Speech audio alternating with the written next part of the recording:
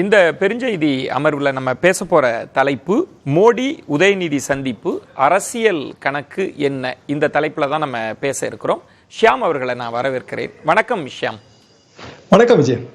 இரண்டு அரசியல்வாதிகள் சந்தித்து கொண்டால் நிர்வாக ரீதியான காரணங்களை தாண்டியும் அரசியல் கணக்கு இருக்கும் அப்படின்றது உங்களை போன்ற பத்திரிகையாளர்கள் நன்கு அறிஞ்சிருப்பீங்க. அந்த கணக்குகள் என்ன, அதை தான் நம்ம இன்றைய நிகழ்ச்சியில் டீகோட் பண்ண போகிறோம் ஷியாம். அதில் முதல் வாய்ப்பாகவே மத்திய அரசோடு ஒரு இணக்கத்தை ஏற்படுத்த முயற்சிக்கிறாங்களா இந்த மாதிரி சந்திப்பின் மூலம்? இணக்கம் ஏற்படுவதற்கான வழியே தெரியலையே, தொலை தூரத்தில் கூட தெரியல. மாறாக பிணக்கு அதிகரிப்பதற்கான வழிதான் இருக்கு. உதயநிதி பேர்ல உத்தரப்பிரதேசம் ராம்பூர்ல ஒரு அட்வொகேட் கொடுத்த வழக்குல எஃப்ஐஆர் இருக்கு 295A. மும்பைல ஒரு எஃப்ஐஆர் இருக்கு. பிரியங்கார்கே உதயநிதி 2 பேர் பேர்லயும். டெல்லி கண்ணசைத்தால் அந்த எஃப்ஐஆர் பேர்ல நடவடிக்கை எடுக்கலாமே, எஃப்ஐஆர் எக்ஸிக்யூட் பண்ணலாமே டெல்லியில வச்சு. மத்திய அரசு கண்ணசைக்க வேண்டும், அவ்வளவுதானே. ஏன்னா அவங்க இந்து ஓட்டு வங்கி 80% திரட்டணும்னு சொல்றாங்க. அப்பதான் பாரதிய ஜனதாவுக்கு 50% ஓட்டு வங்கி வருங்கிற மோடி அவர்களே நேரடியாகவே சொல்றாரு. அயோத்தியில ராமர் கோயில் திறப்பு விழா, இப்போ இந்துக்களுக்கு ஒரு ஆதரவான நிலைப்பாடு எடுத்ததாக ஒரு தேர்தல் கணக்கு போடுவதற்கு கூட இது உதவுமே. இப்படி எல்லாம் கூட டெல்லி சிந்திக்கும். டெல்லி தந்திர பூமி என்பதை நாம் மறந்து விடக்கூடாது விஜயன். ஷியாம், இப்போ நீங்க இப்போ திமுக பார்வையில் இருந்து பார்க்கிற போது திமுக தமிழ்நாடு அரசு ஒரு இணக்கமா இருக்கலாம் அப்படின்னு இப்படி அனுப்பி வைக்கலாம் இல்லையா? இரண்டாவது முறை உதயநிதி சந்திக்கிறார் இல்லையா பிரதமர்? இரண்டாவது முறை சந்திக்கிறார். உதயநிதிக்கு கொடுக்கிற ஒரு முக்கியத்துவம் தான் இதை நம்ம பார்க்க முடியும். ஏன்னா இணக்கத்தை ஏற்படுத்தணும் அப்படின்னா கண்டிப்பாக ஒரு தேர்தல் காலகட்டத்தில் தேர்தல் கூட்டணி மட்டும்தான் இணக்கத்தை ஏற்படுத்த முடியும். இன்னும் சொல்லப்போனால் திமுகவுக்கு அட்வான்டேஜே ஆன்டி பிஜேபி ஓட் பேங்க் தான். ஆன்டி பிஜேபி ஓட் பேங்க் அதிமுகவுக்கு போயிடக்கூடாதுங்கிறது தானே அவங்க முக்கியத்துவம் கொடுப்பாங்க. திமுக பாரதிய ஜனதா இப்படி இருந்தா திமுகவுக்கு வசதிங்கிறது தானே இதுல கணக்கு. அதனால உதயநிதியை எப்படி ஒரு இணக்கத்தை ஏற்படுத்துவதற்காக எப்படி அனுப்பி வைக்க முடியும்? ஓகே, அப்போ அந்த முதல் வாய்ப்பு இல்லை அப்படின்றப்ப இரண்டாவது வாய்ப்பு நீங்க கோடிட்டு காண்பித்தது மாதிரி உதயநிதியின் முக்கியத்துவத்தை அதிகரிக்கணும் அப்படின்ற ஒரு எண்ணம் இருக்கும் அப்படின்னா எந்த அளவுக்கு எப்படி அதை எக்ஸிக்யூட் பண்ணுவாங்க அப்படின்னு நினைக்கிறீங்க? இந்த இந்த பிரதமர் சந்திப்பு இதன் மூலம் என்ன கணக்கு இருக்கும் திமுகவுக்கு அப்படின்னு நினைக்கிறீங்க? தொடர்ந்து முதலமைச்சர் மு க ஸ்டாலினுக்கு அடுத்த நிலை என்கிற அந்த அந்தஸ்து உதயநிதி அவர்களுக்கு தான் தொடர்ந்து தரப்படுகிறது. இப்போது பிரதமருக்கு அந்த இறுதிப் போட்டியை காண்பதற்கான அழைப்பிதழ் வழங்குவதற்கும் அவர் தான் சென்றுள்ளார். திமுக வட்டாரங்களில் எனது நண்பர்கள் கூறுகிற தகவல் பிப்ரவரி மாதம் துணை முதல்வராக உதயநிதி ஆக்கப்படலாம் என்பதுதான். அப்படி துணை முதல்வராக ஆக்கப்படுகிற வாய்ப்பு வரும்போது அது பெரிய ஒரு முகச்சுளிப்பை ஏற்படுத்தாமல் இருப்பதற்கு இது போன்ற இந்த போட்டோ ஆப்ஸ் கண்டிப்பாக உதவும். பிரதமரே நேரில் போய் பார்க்கறது உதயநிதி தான், தமிழ்நாட்டின் துணை முதல்வராக இருப்பதில் என்ன தவறு, இப்படியான ஒரு வாதம் அதுல வரும். உதயநிதிக்கான முக்கியத்துவம் என்பது அப்படித்தான் படிப்படியாக அதிகரிக்கப்படுவதாக நான் நினைக்கிறேன். அப்ப இந்த நகர்தல் அப்படின்றது உதயநிதிக்கு துணை முதலமைச்சர் பதவி, அதை நோக்கி தான் இந்த விஷயங்கள்லாம் நடக்குதுன்னு புரிஞ்சுக்கலாமா? கண்டிப்பாக. இப்போதே இங்க பல முக்கிய முடிவுகள் எடுக்கும் போது உதயநிதி தானே இருக்கிறாரு. சென்னை புத்தக கண்காட்சிக்கு அன்றைக்கு முதலமைச்சர் வர முடியவில்லை. உதயநிதி தான் அடுத்தாற்போல போனாரு. வேற உயர்கல்வித்துறை அமைச்சரோ கல்வித்துறை அமைச்சரோ அப்படி யாருமே போகலையே. உதயநிதிக்கான முக்கியத்துவம் என்பது திமுக அரசியலில் அதிகரித்து வருகிறது. அது கண்கூடாக நமக்கு தெரிகிறது. அப்படி என்றால் அடுத்த கட்டம் என்ன? துணை முதல்வர் பதவி. அதுக்கு கவர்னர் அனுமதி எல்லாம் தேவையில்லை. அது ஒரு ஜிஓ போட்டாலே போதும். திரு ஸ்டாலின் அவர்களுக்கே அப்படியான ஒரு ஜிஓ முன்பு போடப்பட்டது கலைஞர் ஆட்சி காலத்துல ஒரு துணை முதல்வராக இருக்கும்போது. அதே உதாரணத்தை பின்பற்ற வேண்டியது தானே, அதுல ஒன்றும் தவறு இல்லையே. இதுல ஷியாம், நீங்க சொன்ன மாதிரி இப்போ முன்பு திமுக அப்படின்னா டெல்லிக்குன்னு பிரதானமா சிலர்லாம் இருப்பாங்க. இப்போ கலைஞர் அவர்கள் இருந்தபோது முரசொலி மாறன் பெரிதாக டெல்லி பூமியில கோல் வச்சு கொண்டிருந்தார். ஆனா அண்மை காலமாக உதயநிதி அவர்கள் நீங்க சொல்ற மாதிரி தந்திர பூமியிலேயே கால் பதித்து அங்க இருக்கணும்னு நினைக்கிறாங்களா? கண்டிப்பாக. நீங்கள் காட்டுகிற உதாரணம் ரொம்ப சரி. முரசொலி மாறன் அவர்கள் டெல்லியில அவர் தான் கோல் வச்சு வந்தார். கனிமொழிக்கு கொஞ்சம் இம்பார்ட்டன்ஸ் நடுவில் கொடுத்துட்டு இருந்தாங்க. திருச்சி சிவாவுக்கு கொடுத்துட்டு இருந்தாங்க. TR பாலுவுக்கு கொடுத்து கொண்டிருந்தார்கள். இப்போது உதயநிதிக்கு கொடுக்கப்படுகிற தலைநகரில் கொடுக்கப்படுகிற முக்கியத்துவம் என்பது அதைத்தான் உணர்த்துகிறது. தலைநகர் தந்திர பூமி, அதைத்தான் நான் சுட்டி காட்டினேன். அவங்க ஓட்டு வங்கியை உயர்த்துவதற்கு எது வேண்டுமானாலும் செய்வார்கள். அப்படி ஏன்னா அது ஒரு எஃப்ஐஆர் தான். எஃப்ஐஆர் எக்ஸிக்யூட் பண்றதுங்கிறது ரொம்ப easy. Rampur civil lines police station தான். ஆனா அது அவங்களுக்கு இந்த முக்கியமான காலகட்டத்துல இந்து ஓட்டை கன்சால்டேட் பண்றதுக்கு, வட இந்திய மாநிலங்களில் கன்சால்டேட் பண்றதுக்கு உதவுமே. Okay okay. ஷியாம், இப்போ மூன்றாவது வாய்ப்புல நம்ம பேசுறது வந்து இப்ப திமுக கோணத்திலிருந்து பார்க்கிறோம். இன்னொன்று இப்ப பாஜக கோணத்திலிருந்து, பிரதமர் மோடி கோணத்திலிருந்து பார்க்க வேண்டியிருக்கு. பலரும் வந்து பிரதமர் அலுவலகத்துல அப்பாயின்மெண்ட் கேட்டு கிடைக்காத சூழல்லாம் இருக்கு. பாஜக தலைவர்களுக்கு கிடைக்காத சூழல் இருக்கு, முக்கியமான முதலமைச்சருக்கு கிடைக்காத சூழல். ஆனா இரண்டாவது முறை உதயநிதி சந்திக்கிறார் அப்படின்னா மோடி அவர்கள் திமுகவுக்கு கொடுக்கிற முக்கியத்துவம், அதை எப்படி கூடுதல் முக்கியத்துவத்தை தராரா? அதற்கு பின்னால் இருக்கிற கணக்கு என்ன? திராவிட பூமியில் கால் ஊன்ற வேண்டும் என்பதுதான் பாரதிய ஜனதாவின் கணக்கு. 2024 பெரிய அளவுக்கு அதுல முன்னேற்றம் ஏற்படாது. 2026 ஓரளவுக்கு முன்னேற்றம் ஏற்படும். அதே நேரத்துல நிர்மலா சீதாராமனுக்கு கொடுக்கப்படுகிற முக்கியத்துவத்தையும் நீங்க பாருங்க. தொடர்ந்து வந்து அவரது செய்திகள் மற்றும் காணொளி காட்சிகள், அவர் இங்க வர்றது, இப்படியான முக்கியத்துவம் கடந்த சில வாரங்களாக அதிகரித்து வருகிறது. எனவே எதிர்காலத்துல திமுக வர்சஸ் பிஜேபி நிறுத்தும் போது ஒரு முதலமைச்சர் முகம் அவர்களுக்கு தேவைப்படும்.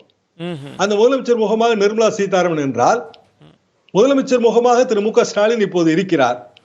அப்போ BJP versus DMK, or in other words DMK versus BJP, அந்த நேரேட்டிவ் தானே பிஜேபிக்கு செட் ஆகும். நீங்க சொன்னதுல குறிப்பிடக்கூடிய அம்சம், நீங்க தொடர்ந்து என்னுடைய வாதத்திலே முன்பு சொல்லியிருக்கிறீங்க, நிர்மலா சீதாராமன் அவர்கள் முதலமைச்சர் வேட்பாளராக முன்னிறுத்தப்படலாம் அப்படின்னா, இவ்வளவு காலம் ஒரு கூடுதல் முக்கியத்துவத்தை திரு அண்ணாமலை அவர்களுக்கு கொடுத்துட்டு இருக்காங்கல்ல, எதற்காக திடீரென்ற மாற்றம்? மாற்றம் எதற்காக என்றால், சவுத் மெட்ராஸ் தொகுதியில அவர்களுக்கு வெற்றி வாய்ப்பு இருக்கிறது என்று கணிக்கிறார்கள். அங்க இருக்கிற எனது நண்பர்களும் அவர்களுக்காக பணியாற்றி கொண்டிருக்கிறார்கள், பல்வேறு களப்பணிகளில் ஈடுபடுகிறார்கள். எனவே அது உறுதியாக தெரிகிறது அவர் போட்டி போட போகிறார் என்பது 2024 தேர்தலில்.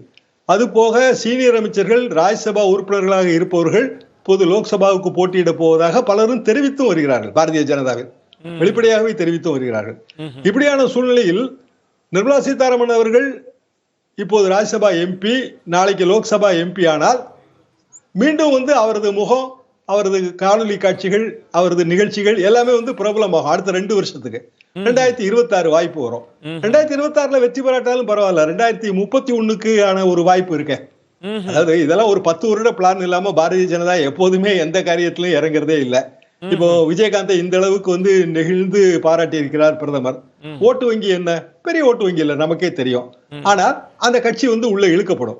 இப்படித்தானே முதல்ல திருநாவுக்கரசரோட எம்ஜிஆர் அதிமுக உள்ள இழுத்தாங்க 2002. ஓட்டு வங்கி அப்ப என்ன இருந்துச்சு அவருக்கு? 1% கூட கிடையாது. ஆனா அவருக்கு ராஜ்யசபா எம்பி, அது போக வந்து இன்ஃபர்மேஷன் கம்யூனிகேஷன் ஜாயிண்ட் மினிஸ்டர், அதாவது மினிஸ்டர் ஆஃப் ஸ்டேட் 2002 இருந்து 2004 வரைக்கும் அவர் இருந்தாரு. எனவே இந்த சிறிய அமைப்புகளை அல்லது சிறிய கட்சிகளை அல்லது ஒரு கட்சியிலிருந்து பிளவுபட்டு வருபவர்களை, இப்போ ஓபிஎஸ் மாதிரி, இவர்களை உள்ளே இழுத்து பாரதிய ஜனதாவின் ஓட்டு வங்கியை உயர்த்தி கொள்ளுதல் என்பது பாரதிய ஜனதா தொடர்ந்து கடைபிடித்து வருகிற ஒரு சரியான தேர்தல் வியூகம்.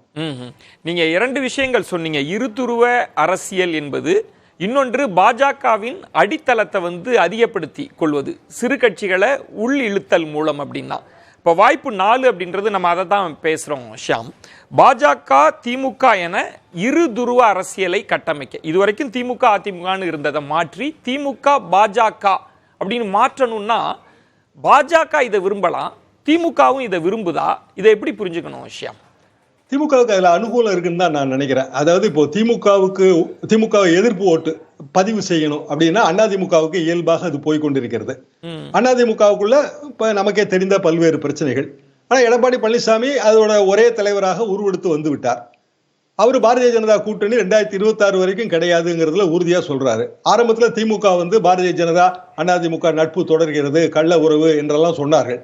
ஆனால் வந்து பிரதமரோட திருச்சி விசிட்டுக்கு பிறகு அப்படி சொல்லக்கூட வழி கிடையாது இப்போ. ஏன்னா இப்ப எடப்பாடி பழனிசாமி அவரை பார்க்க போல, ஓபிஎஸ்க்கு தான் அங்க முக்கியத்துவம் தரப்பட்டது. எனவே எடப்பாடி பழனிசாமி கூறிய அந்த விஷயம் உறுதியாக தெரிகிறது. அதாவது 2024 கூட்டணி இல்ல, 2026 கூட்டணி இல்ல. அப்படி என்றால் பாரதிய ஜனதாவுக்கான வாய்ப்பு என்ன? இப்போதே வந்து அவர்களது கூட்டணியை பெருக்கி திமுகவுக்கு எதிராக நிறுத்துவது.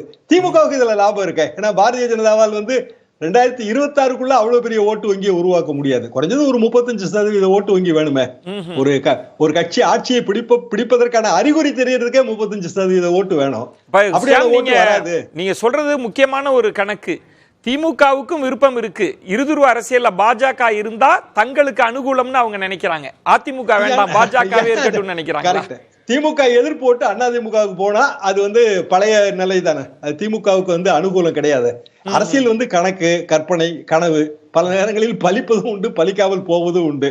ஆனால் நிலைமை வந்து இப்படித்தான் இருக்கிறது. திமுகவுமே இதை மறைமுகமாக விரும்புகிறது.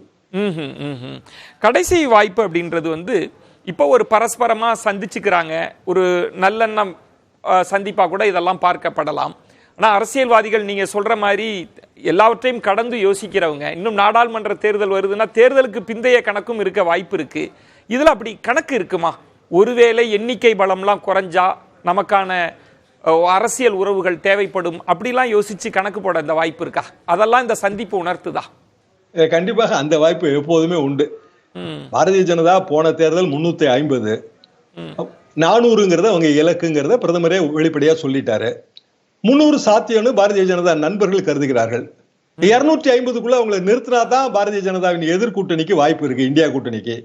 ஆனா ஒரு வெஸ்ட் பெங்கால்ல கூட அவங்க வந்து காங்கிரஸ் கட்சிக்கு மம்தா பானர்ஜி வெறும் 2 சீட்டு தான் தரேன்னு சொல்றாங்க. அந்த 2 சீட்டு எங்ககிட்ட ஏற்கனவே இருக்கிற சீட்டு, அவங்க பிச்சையில நாங்க வாழ வேண்டிய அவசியம் இல்லைன்னு காங்கிரஸ் கட்சியை சேர்ந்தவர் வெளிப்படையாக, பெரிய தலைவர் வெளிப்படையாகவே வந்து பேசிட்டு இருந்தோம்.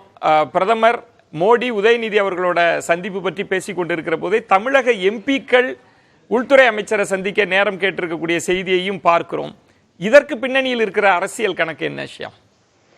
நிவாரண தொகை கேட்கணும்னா நிதி அமைச்சர் தானே சந்திக்கணும்.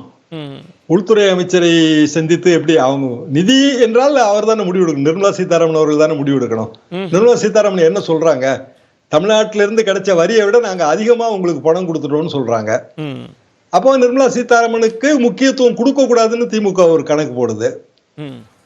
நீங்க இயல்பாக யார்கிட்ட கேட்கணும்? கஜானா யார்கிட்ட இருக்கோ அவங்க கிட்ட தானே கேட்க முடியும். அப்ப நீங்க சொன்ன கணக்கு தானா எதிர்காலத்தில் நிர்மலா சீதாராமன் அவர்கள் இங்கு முன்னிறுத்தப்படலாம், அவர்களுக்கான முக்கியத்துவத்தை குறைக்கலாம் அப்படின்ற ஒரு கணக்கு இருக்குன்னு சொல்ல வரீங்களா? இப்போ உதயநிதி அவர்களை இங்கு முன்னிறுத்துகிறோம் இல்லையா? திமுக தரப்பில் முன்னிறுத்துகிறார்கள் தொடர்ந்து. அப்போ இயல்பான ஒரு கணக்கு அதுல வரத்தான் செய்யும். அதே மாதிரி வந்து மிக அதிகமாக வந்து தென்படுவது, பல்வேறு கருத்துக்களை சொல்வது, சில நேரங்களில் வந்து பதிலடி கொடுப்பது. அப்போ 1989 ஜெயலலிதா சட்டமன்ற நிகழ்ச்சியை குறிப்பிட்டு நிர்மலா சீதாராமன் அவர்கள் லோக்சபால பதிலடி கொடுத்தாங்க. இப்படி தொடர்ந்து அவர் முன்னிறுத்தப்படுகிறார். அதனால இயல்பாக அந்த அப்படியான ஒரு எண்ணம் பாரதிய ஜனதா மேலிடத்துக்கு இருப்பதாகத்தான் நான் உணர்கிறேன். நன்றி. நாடாளுமன்ற தேர்தலுக்கு பிந்தைய கணக்கு இதுதான். நாடாளுமன்ற தேர்தலுக்கு பிந்தைய கணக்கும் இந்த திசையில தான் பயணிக்கும் அப்படின்னு சொல்லியிருக்கிறீங்க. அரசியல்வாதிகள் பொதுவா சந்தித்தா அந்த சந்திப்பிற்கு பின்னணியில் இருக்கக்கூடிய கணக்குகளை பேசுறது வந்து எப்போதுமே சுவாரஸ்யம் மிகுந்ததாக இருக்கும். பல வாய்ப்புகள் பற்றி பேசுனீங்க. நன்றி ஷியாம்.